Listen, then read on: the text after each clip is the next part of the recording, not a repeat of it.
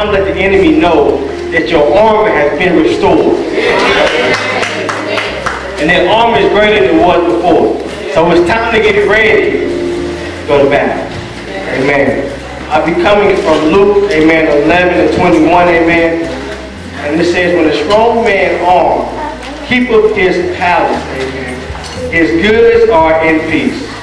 And I'm also going to read Mark 3 and 27. No man can enter into a strong man's house and spoil his goods, except he will first bind the strong man, and then he will spoil his house.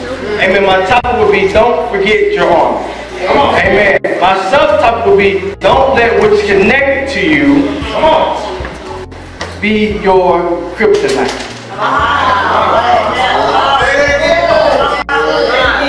Man of steel means a very strong man. Come on, say it. You can't be a man of steel without your armor.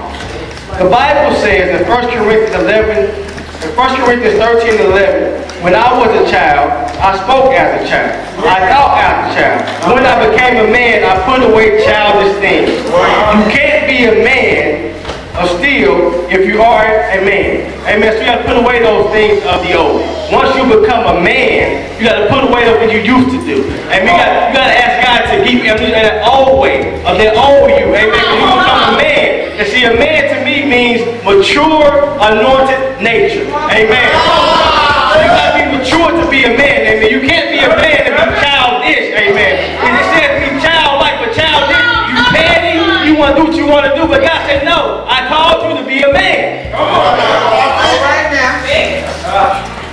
How can you say you a man and still have a temper tantrum?